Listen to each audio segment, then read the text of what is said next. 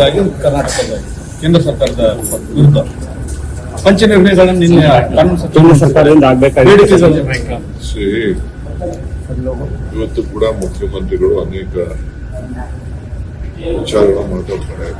ನಿನ್ನೆ ಕೂಡ ಕ್ಯಾಬಿನೆಟ್ನಲ್ಲಿ ಉತ್ತರ ಕನ್ನಡ ಸಂಬಂಧಪಟ್ಟಂತ ಅನೇಕ ಯೋಜನೆಗಳನ್ನು ಕ್ಲಿಯರ್ ಮಾಡಿದ್ದೇವೆ. ಸೊ ಅಸೆಂಬ್ಲಿ ಇರುತ್ತೆ, ನಾವು ಅದನ್ನು ಘೋಷಣೆ ಮಾಡೋಕ್ಕಾಗಲ್ಲ. ಅಸೆಂಬ್ಲಿ ಎಲ್ಲ ವಿಚಾರಗಳನ್ನು ಮಾಡಿದ್ದೇವೆ. ರಾಜ್ಯಕ್ಕೆ ಈ ಅಸೆಂಬ್ಲಿ ನಡೆದಿದ್ದ ರೀತಿನೇ ಬಿಜೆಪಿಯವರಿಗೆ ಯಾವ ತರ ನಮ್ಮ ಮೇಲೆ ಆಪಾದನೆ ಮಾಡಿದ್ರೆ ಅವರು ಕೂಡ ಉತ್ತಮವಾದಂತಹ ಆಡಳಿತವನ್ನು ಕೊಡ್ತಾ ಇದ್ದೀವಿ. ಎಲ್ಲರೂ ಕೂಡ ಅನೇಕ ಸಲಹೆಗಳು ಕೊಟ್ಟಿದ್ದಾರೆ, ಅದಕ್ಕೆ ಸ್ಪಂದಿಸ್ತಾ ಇದ್ದೀವಿ.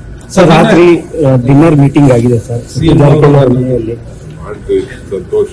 ಊಟ ಮಾಡೋದು ಬೇಡ ಅಂತ 4-5 ಜನ ಅಷ್ಟೇ ಇದ್ದಿದ್ದು ಅಂತ ಸರ್. ಬೇರೆ ನಮ್ಗೆ ಯಾಕೆ ಅದೆಲ್ಲ ಈಗ ಬರ್ತಾರೆ, ಊಟ ಮಾಡ್ತಾರೆ, ಈ ಹೊರಗಡೆಯಿಂದ ಬಂದಿದ್ದೀವಿ, ತಪ್ಪೇನಿದೆ.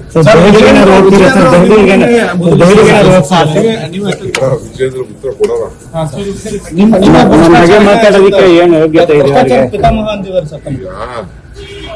ನನ್ನ ಬಗ್ಗೆ ನಾನು ಪಾರ್ಟಿಗೆ, ಕಾಂಗ್ರೆಸ್ ಪಾರ್ಟಿ ಇದರಿಂದ ATM ಅಂತ ಹೇಳಿದ್ದಾರೆ, ಅದು ಪ್ರೂವ್ ಮಾಡಬೇಕು.